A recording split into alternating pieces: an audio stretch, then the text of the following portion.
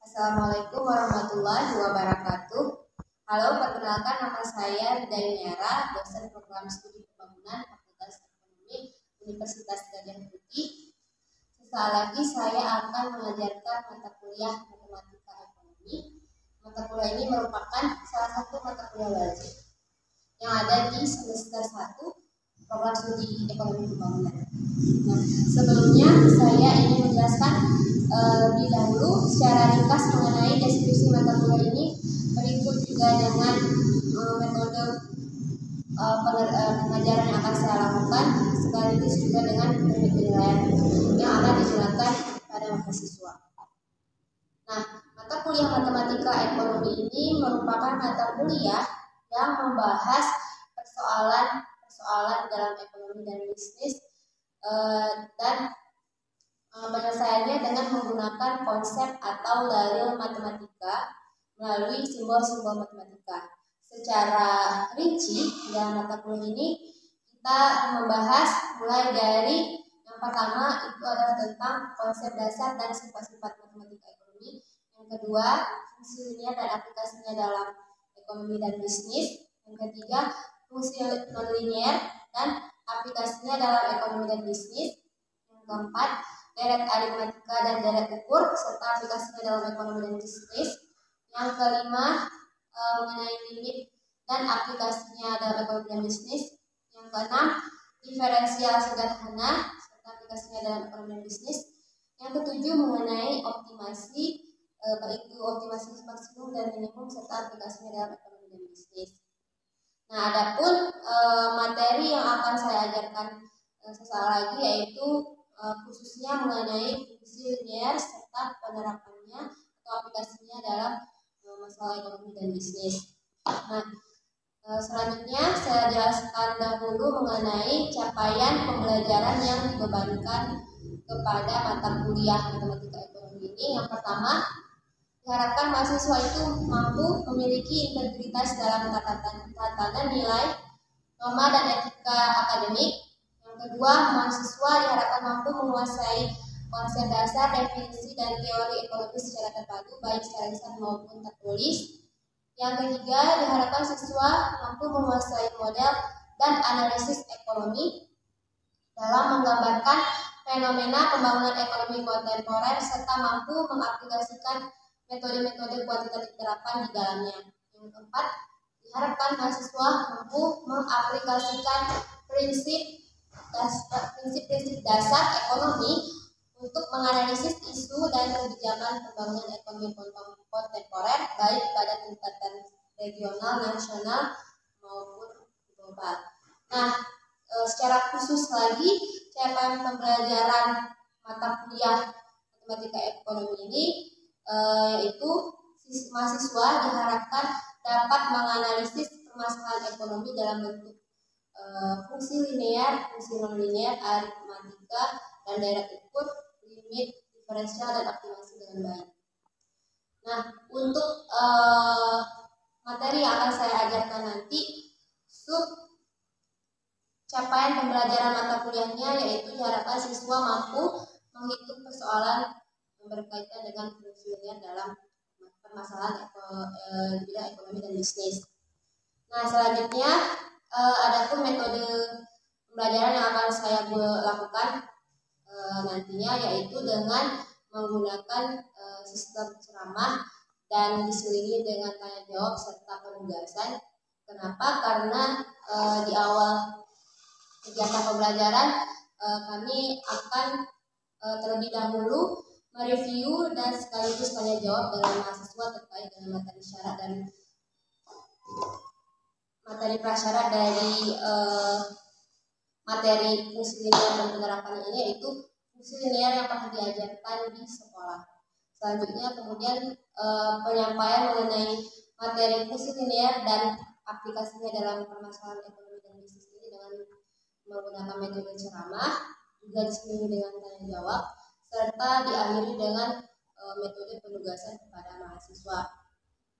Adapun metode penilaian yang akan saya lakukan dalam mata kuliah ini yaitu dimulai dari kehadiran yang diambil sebanyak 20%, diikuti dengan pengambilan nilai dari tugas sebanyak 20%, kuis 20%, dan terakhir dari ujian sebanyak 60%, yang di dalamnya itu sudah termasuk ujian tengah semester dan ujian akhir semester.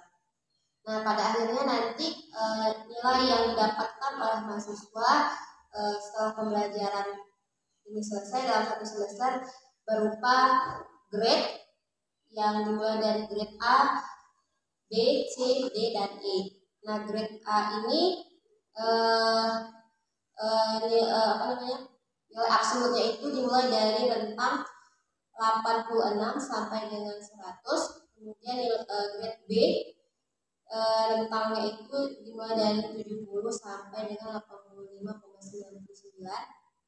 Kemudian grade C dimulai dari 56 sampai dengan 69,99. Grade D 40 sampai dengan 55,99. Dan terakhir grade E dari rentang 0 sampai dengan 39,99. Nah, sekian paparan secara ringkas mengenai deskripsi mata kuliah, teknik pembelajaran dan penilaian dari mata kuliah matematika ekonomi yang nantinya akan saya ajarkan dalam pertemuan saat ini. Assalamualaikum warahmatullahi wabarakatuh. Selamat siang semuanya. Kita berjumpa lagi hari ini dalam mata kuliah matematika ekonomi yang ada di semester 2 ya. Jadi mata kuliah matematika ekonomi ini kita pertemuan ketiga, ya kan? Setelah sebelumnya kita sudah masuk dan hari ini kita akan melanjutkan materi kita itu mengenai penerapan fungsi linear dalam ekonomi dan bisnis. Nah, jadi sebelum kita mulai ke perkuliahan kita, Ibu minta untuk absennya diedarkan ya. Terus kemudian, nah, jadi penerapan fungsi linear dalam ekonomi dan bisnis. Jadi seperti yang Ibu jelaskan dalam pertemuan pendahuluan kita, jadi dalam mata kuliah matematika ekonomi ini kita seperti mengulang kembali secara ringkas mengenai konsep matematika yang pernah diajarkan pada kalian baik itu di SMP ataupun di SMA, ya kan? Nah, kemudian di mata kuliah ini kita belajar tentang bagaimana menggunakan konsep matematika tersebut untuk menyelesaikan masalah-masalah di bidang ekonomi dan bisnis. Nah, seperti contohnya hari ini akan kita bahas yaitu penerapan fungsi linear. Fungsi linear ini kan kalau di sekolah dulu kalian belajarnya di SMP atau SMA ya? Ada kok, kan sekarang kurikulum itu kan berubah-ubah ya. Kadang dari SMP kemudian naik ke SMA, tapi intinya ini pernah dipelajari waktu di sekolah fungsi linear ini. Nah, jadi Ibu harap kalian itu sebelum kita bahas mengenai lebih lanjut, kalian masih ada ingatlah tentang fungsi linear ini, karena ini nanti akan kita gunakan konsepnya dalam menyelesaikan masalah ekonomi. Nah, tujuan perkuliahan ini hari ini adalah mahasiswa kalian itu dapat menganalisis permasalahan ekonomi dalam bentuk fungsi linear, fungsi non-linear, aritmatika, dan deret ukur limit diferensial dan optimasi dengan baik. Secara khusus hari ini tuh kalian diharapkan mampu menghitung persoalan fungsi linear dalam masalah ekonomi dan bisnis. Nah, jadi mungkin sebelum ke sini ya kita bahas tentang pemakaian fungsi linear dalam kehidupan sehari-hari. Ibu mau ngadakan pretest dulu. Mungkin pretestnya ini kalian Ibu kirim ke WA kalian masing-masing. Jadi kalian kerjakan ini dalam waktu berapa nih? Ada 5 soal. Nanti kalian kirimkan ke WA grup ya. Ini ada 5 soal. Ini untuk melihat kembali pengetahuan awal kalian mengenai kemampuan prasyarat kalian mengenai fungsi linear. Silakan masing-masing disiapkan kertasnya, kemudian difoto dikirimkan ke WA Ibu. Waktunya kira-kira 2 menit selesai ya. Ya, karena ini cuman apa yang kamu ketahui tentang fungsi linear, tulis 2 contoh fungsi linear, langsung dijawab aja, nggak usah pakai soal ya.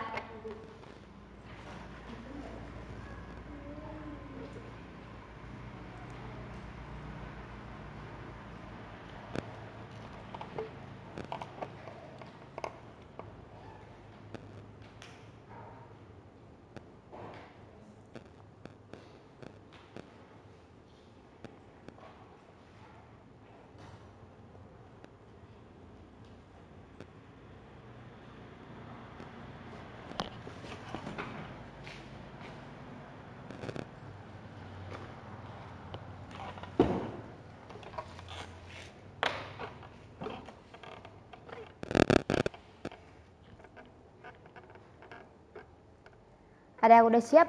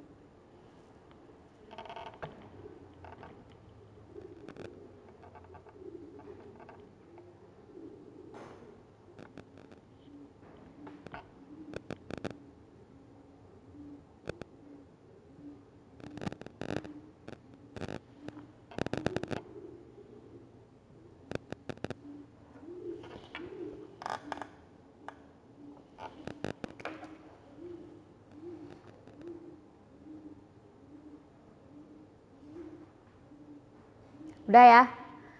Udah selesai, silahkan kirim ke WA grup kita ya. Nah, oke lanjut.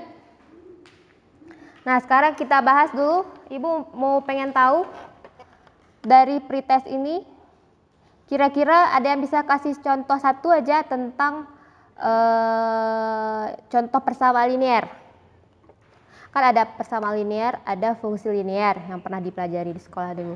Kalau persamaan linear mungkin ada yang bisa kasih contoh satu persamaan? Juliana coba. Misalnya kayak Y sama dengan 3X tambah 5 sama dengan 7. Oke, kalau fungsi linear?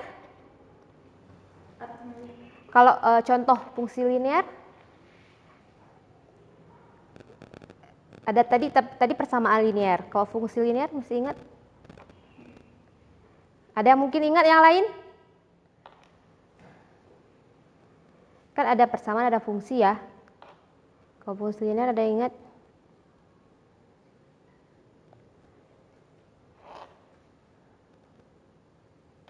Ada? Kalau fungsi linear itu kan dulu kita membahasnya itu di sekolah, fungsi itu kan menunjukkan hubungan antara dua variabel gitu kan. Misalnya variabel X dan Y. Berarti kalau contohnya misalnya ada yang bawa spidol nggak? Ada yang bisa ambil spidol ke bawah? Satu orang? Kamu bisa? Bentar ya. Jadi contohnya misalnya Y sama dengan 3X tambah 7 gitu kan. Jadi di situ ada dua variabel. Ada dua variabel. Ada X dan Y. Y sama dengan 3X tambah 7 itu contoh. Jadi ada dua variabel yaitu Y dan X. Y-nya itu sebagai variabel terikat, X-nya itu sebagai variabel bebas. Masih ingat nggak? Mudah-mudahan masih ingat ya.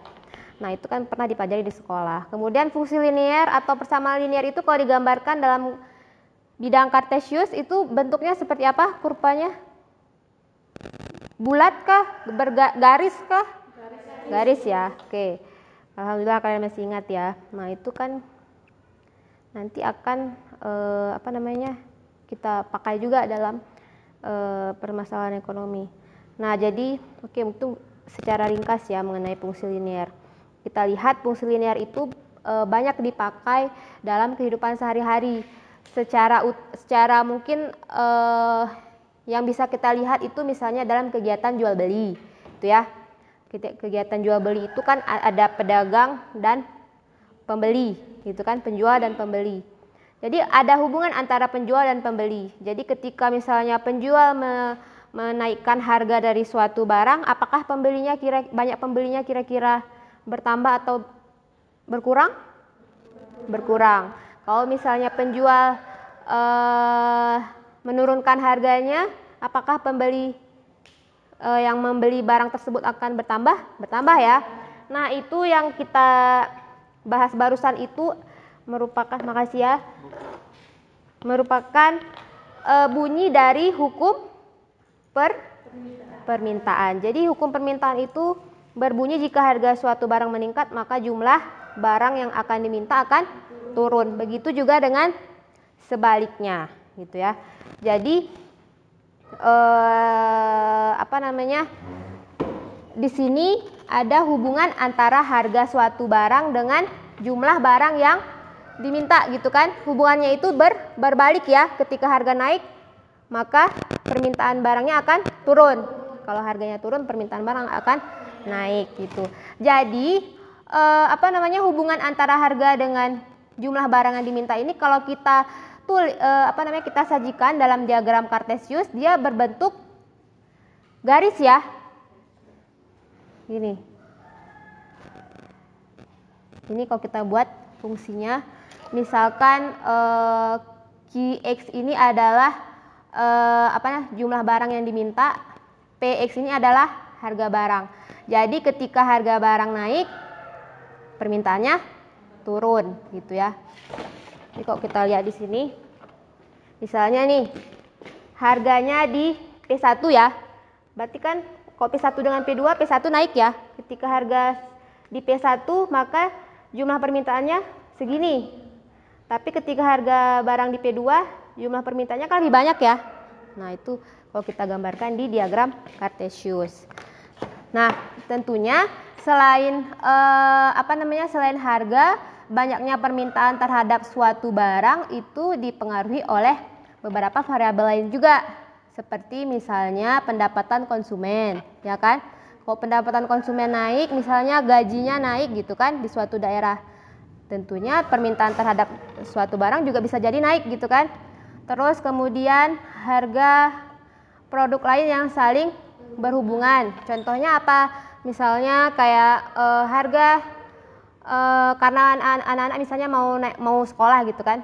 Terus harga buku naik. Kalau harga buku naik, biasanya otomatis harga pensil pun naik gitu, atau harga sampul buku juga ikut naik. Nah, itu juga bisa jadi berpengaruh. Terus kemudian harga produk yang diharapkan pada periode waktu yang akan datang itu juga berpengaruh. Misalnya gini, ada pedagang tuh, misalnya pedagang bawang tuh kan, bawang merah. Dia meramalkan nih mungkin dalam 2 bulan ke depan harga bawang akan naik. Kenapa? Karena 2 bulan ke depan akan ada hari raya gitu kan. Jadi karena kira-kira bulan depan naik, maka untuk bulan ini stok bawang yang ada sama pedagang tersebut hanya sedikit yang dikeluarkan gitu. Karena nanti waktu harga naik barulah stoknya itu dikeluarkan lebih banyak gitu kan, supaya pedagang tersebut dapat lebih banyak keuntungan tuh ya. Nah, sekarang kita lihat gimana jadi manfaat dari fungsi linear ini bisa kita lihat dalam hukum permintaan dan hukum, nanti satu lagi ada hukum penawaran suatu barang ya. Itu manfaat atau misalnya kita pemakaian dari konsep fungsi linear ini. Nah, seperti contohnya misalnya ini, jika suatu produk itu harganya 100 akan terjual 10 unit, kemudian turun menjadi 75, terjualnya 20 menit, tentukan fungsi permintaannya. Nah, kalau kita tentukan fungsi permintaannya, berarti kita diminta untuk mencari tahu fungsinya ya. Jadi kayak gini. Kalau misalnya kalau di persamaan linear kan kita pernah diajarkan rumus bagaimana menentukan sebuah garis, persamaan sebuah garis dari dua titik. Ingat nggak? Jadi ada rumusnya dulu. Sebentar. Jadi kalau kita misalnya mau mencari tahu persamaan sebuah garis, kita bisa menggunakan beberapa cara. Pertama itu dengan mengetahui dua titik gitu kan, yang melewati garis tersebut. Terus yang kedua kita bisa cari tahu dengan mengetahui satu titik dan nilai kemiringan. Ingat nggak? Jadi dulu kayak gitu waktu diajarkan.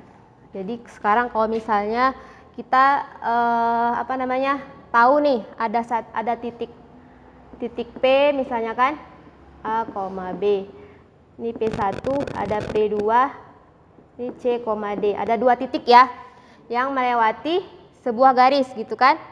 Jadi untuk mengetahui persamaan garis tersebut kita bisa tahu dengan rumusnya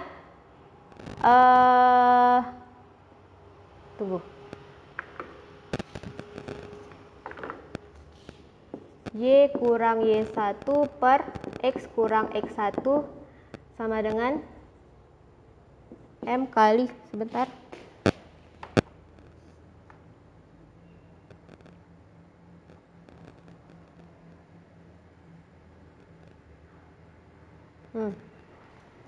Y kurang Y1 per X kurang X1, kemudian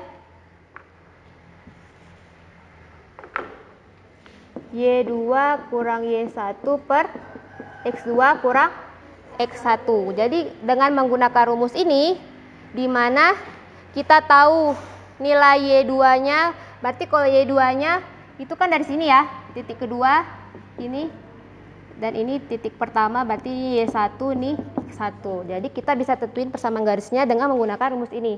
Jadi ini kita pakai untuk mengetahui hukum permintaan suatu barang. Kalau misalnya ada kasus seperti contohnya ini tadi, gitu kan. Ini kan harga pertama 500, terjual 60 ya. Harga kedua 700, terjual 100 kayak gitu. Ini penawaran ya, sebentar. Yang permintaan. Nah, nih. Berarti ketika 100 terjual 10, ketika 75 terjual 20. Jadi kalau kita tulis di sini, nah, harga pertama itu kan P1 ya, P1 100, terus terjualnya itu Q1 ya, 10, terus P2-nya 75, Q2-nya 20. Maka kita bisa tentukan fungsi permintaannya dengan menggunakan rumus ini tadi. Jadi kita ubah aja, kalau di sini Y, kalau di konsep matematika dasar itu di sekolah ini X sama dengan X dengan Y, kalau di sini P dengan Q ya. Jadi kita ganti Y-nya itu berarti Q kan? Q kurang Q1 per X. Berarti P kurang P1. Terus ini Q2 kurang Q1 per ini P2 kurang P1. Nah, terus kita tinggal substitusikan nilainya. Berarti Q-nya adalah 10, terus 100, ini 20, 10. Ini P2 75 kurang 100. Terus kayak mana? Ini bisa dikurangin ya, karena sama-sama angka. Sebentar. Coba kalian pikirkan dulu. Selanjutnya gimana?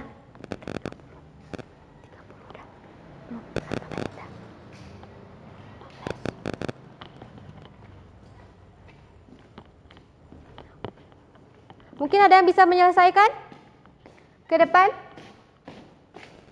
Kelanjutannya? Bisa.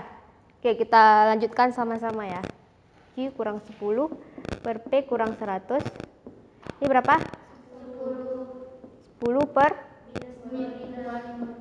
Nah, selanjutnya kira-kira diapain? Kali silang. Tuh. Ini kan pemahaman waktu sekolah kan? Kayak mana cara menyelesaikannya? Ini berapa? 10 dah, terus minus 25Q kurang ke, ini dikali ke dalam maksudnya ya, minus 25 kali Q, minus 25Q, minus 25 kali minus 10, plus atau minus? Plus 250, 10P. Nah, selanjutnya digabungin. Yang mana digabungin? Ini bisa gabung ke sini ya, yang sejenis ya, kurang 10P. Betul nggak? Terus? Min 1000 kurang. Terus? Ini kan bisa kita operasikan kan? Karena sama-sama. Ini tetap ya. Berarti minus 25Q kurang 10P sama dengan? Betul. Minus 1250. Dah, kan udah selesai ya. Ini bisa kita supaya semuanya positif ya.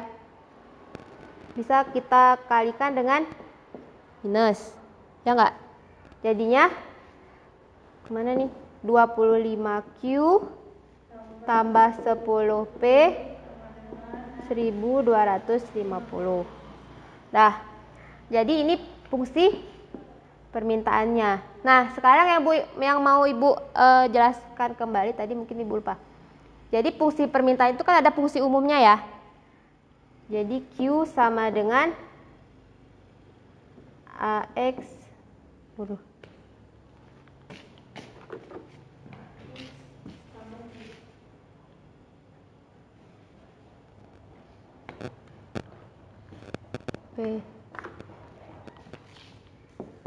PX tambah PX tambah C gitu ya. Jadi bisa ini bentuk umum fungsi permintaan. Jadi kalau udah kita dapat seperti ini dari kasus tadi, bisa kita ubah seperti ini. Berarti misalnya P-nya kita pindahkan ke ruas kanan, jadi bentuknya kayak gini. Jadi misalnya ini 25Q kan di ruas kiri ya, sama dengan ini pindah ke kanan jadinya min 10P tambah 1250. Oke, aduh.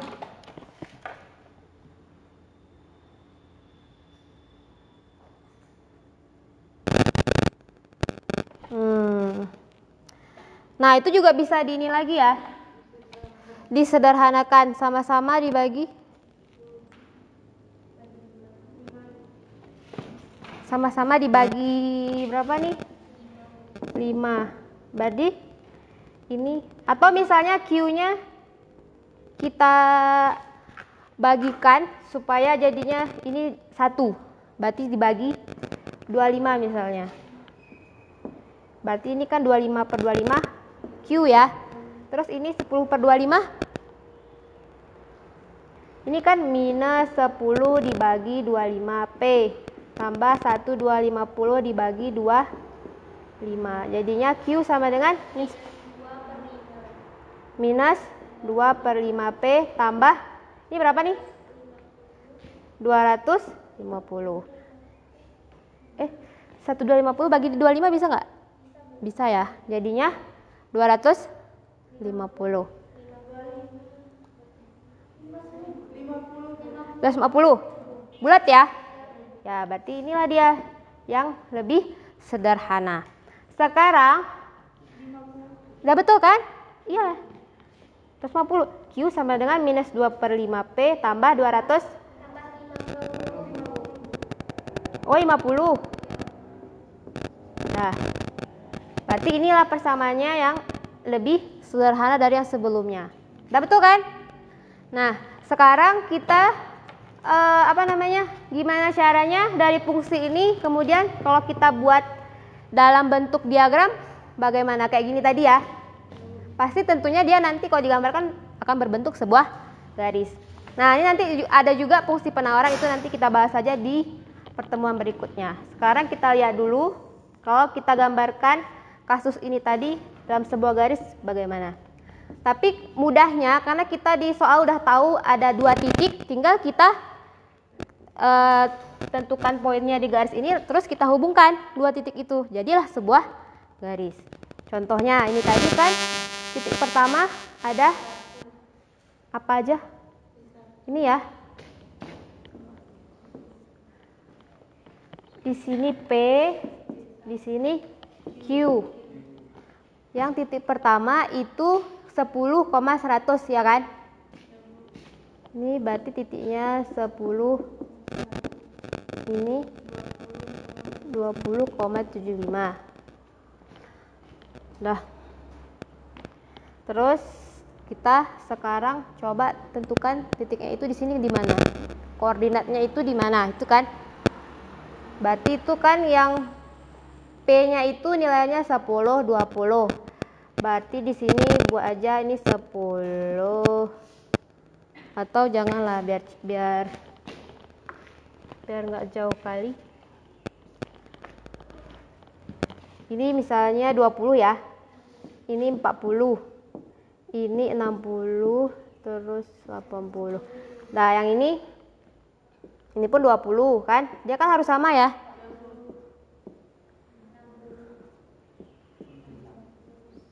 Terus yang pertama 10,100. Berarti 10 kan di sini ya, tengah-tengah 20. Kita buat titik. Mungkin ada yang mau gambarkan? Ini kan kita tentuin koordinatnya kan, tinggal gabungin 10, 100. Ada yang masih bisa? Ini SMP ya. Coba, ada yang mau?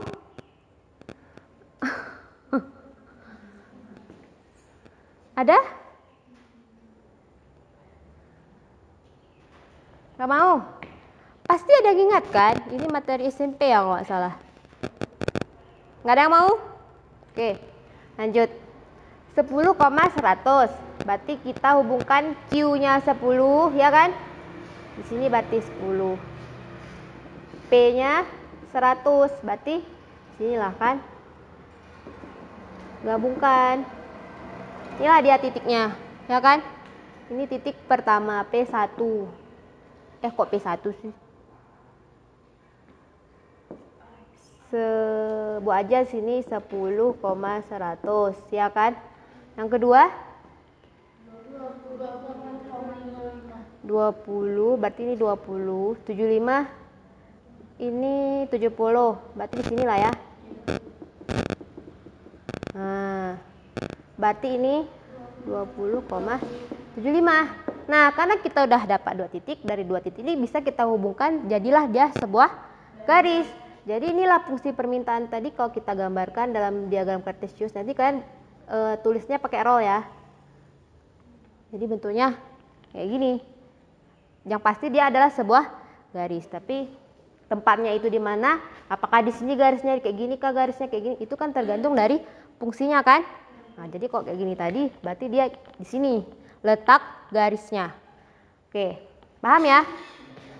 Sampai di sini ada yang mau bertanya?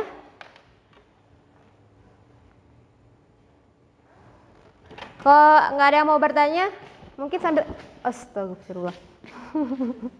Silakan dicatat. Mungkin ada yang mau bertanya?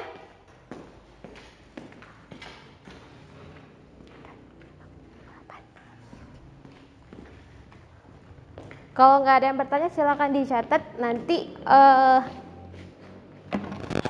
temuan selanjutnya.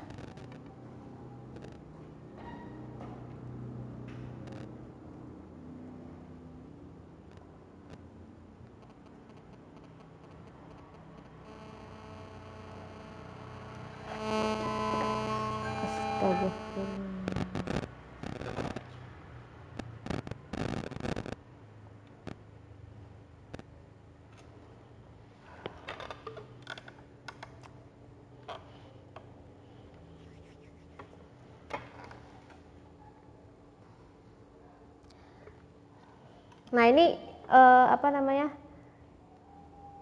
gambar dari fungsi permintaan secara umum ya. Oke, masih ada yang mau bertanya? Nggak ada? Berarti udah jelas ya. Kalau sudah jelas, jadi ini hari ini kita kan bahasnya tentang fungsi permintaan. Nanti pertemuan selanjutnya itu kita bahas kembali mengenai fungsi penawaran. Kalau fungsi penawaran itu juga ada bunyi hukumnya tersendiri. Nanti itu kita bahas di pertemuan selanjutnya. Nah, kalau nggak ada lagi yang mau bahas, kita mungkin ini jadi tugas aja ya. Bos tes ini silahkan ditulis, nanti dikerjakan di rumah, nanti kita kumpulkan mungkin di pertemuan berikutnya ya. Silahkan ditulis ini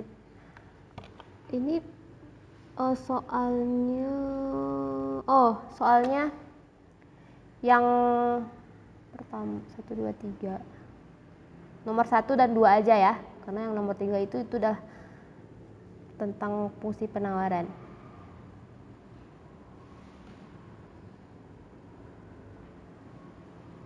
Oke, kalau nggak ada yang mau bertanya lagi, kita akhiri dulu. Ada? Nggak ada ya? Kalau nggak ada, Ibu akhiri dulu untuk pertemuan hari ini. Nanti kita lanjut lagi minggu depan. Silakan tugasnya dikerjakan. Nanti tulisnya di double folio ya. Nanti dikumpulkan ke Ibu secara manual. Kalau tidak ada lagi yang bertanya, Ibu akhiri terus. Assalamualaikum warahmatullahi wabarakatuh.